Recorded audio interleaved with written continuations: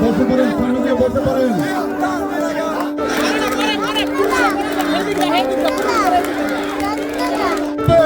একটি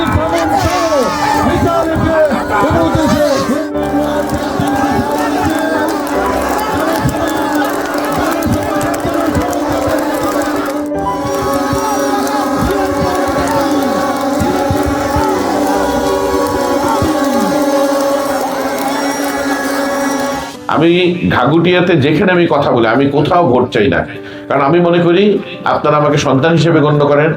কেউ আমার চাচা, কেউ আমার ভাই, কেউ আমার ভাতিজা। কাজেই আমার অধিকার আপনাদের কাছে সবচেয়ে বেশি, এবং এই অধিকারটা আমরা সবসময় যখনই ভোট হয়, আমার বাবা আমার দাদা একই ভাষায় একইভাবে আপনাদের সাথে কথা বলতেন। আমি মনে করি এখন সময় আসছে আমাদেরকে শ্রীপুরের চেয়ে সামনে আগায় যেতে হবে, গাজীপুর সদরের চেয়ে নরসিংদী বনটি সবচেয়ে আমাদের আগায় যেতে হবে। সেজন্য সবার আগে দরকার এখানে পরিবেশ বান্ধব শিল্পায়ন। ইনশাল্লাহ গ্যাস সংযোগের মাধ্যমে এখানে আমরা সবার আগে কলকারখানা স্থাপনের ব্যবস্থা করব, এবং যেহেতু এইখান থেকে আপনার এই গ্যাসের লাইনটা গেছে, আমার মনে হয় এই দিকেই একটা শিল্পাঞ্চল, একটা ভালো শিল্পাঞ্চল গড়ে তোলা যাবে। আমরা কৃষিতে আধুনিকায়ন করব, ভালো দাম পাবে, আমাদের কৃষকেরা স্বাবলম্বী হবে, কাপাসিয়া স্বাবলম্বী হবে।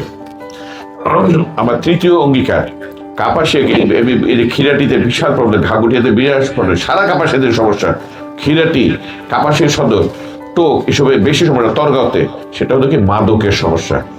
মাদক সেবী এবং মাদক কারবারি, কাপাসিয়াতে কোনো মাদক থাকবে না, মাদকের মূল উৎপাদন করবো ইনশাআল্লাহ। আমার চতুর্থ অঙ্গীকার, কাপাসিয়াতে আপনাদের যে তরগাঁওয়ের এখানে একটা প্রশিক্ষণ কেন্দ্র আছে, কারিগরি প্রশিক্ষণ কেন্দ্র, কাপাসিয়াতে যুগোপযোগী শিক্ষা ব্যবস্থা আর প্রশিক্ষণ কেন্দ্রটাকে আধুনিকায়ন করা। তো এই যে পরিকল্পনা, 5টা অঙ্গীকার, আমি ঠিক আমার মরহুম পিতা যেমন কথা আর কাজের মিল রেখেছে। আমাকে আপনারা চিনেন, গণতান্ত্রিক সংগ্রাম থেকে বেড়ে উঠা আমি একজন মানুষ, আন্দোলন সংগ্রাম থেকে। আমার বাবাকে চিনেন, আমার দাদাকে আপনারা আস্থা রেখেছিলেন। আমি অঙ্গীকার করছি এই 5টি অঙ্গীকার আমি আগে 5 বছরে ইনশাল্লাহ আপনারা আমাকে ধানের শীষ মার্কায় ভোট দিলে কড়ায় গন্ডায় আপনাদের বুঝিয়ে দিব ইনশাল্লাহ। আজকের দিনটা এসেছে, এই যে 12 তারিখে ফেব্রুয়ারি নির্বাচন সবচেয়ে গুরুত্বপূর্ণ, যে স্বাধীনতা পক্ষের শক্তি স্বাধীনতা বিপক্ষের শক্তির বিরুদ্ধে রায় দিবে এই ধানের শীষ মার্কায় ভোট দিয়ে।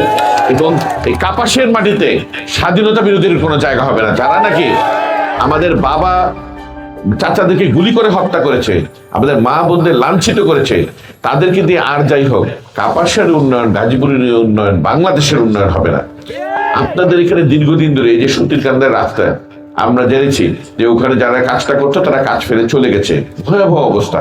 আমি আপনাদেরকে কথা দিচ্ছি ইনশাল্লাহ আমি নির্বাচিত হওয়ার পরে সবার আগে আমি এই সমস্যার সমাধান করবো, সুতিরকান্দার সড়ক যেন ঠিক হয়ে যায়।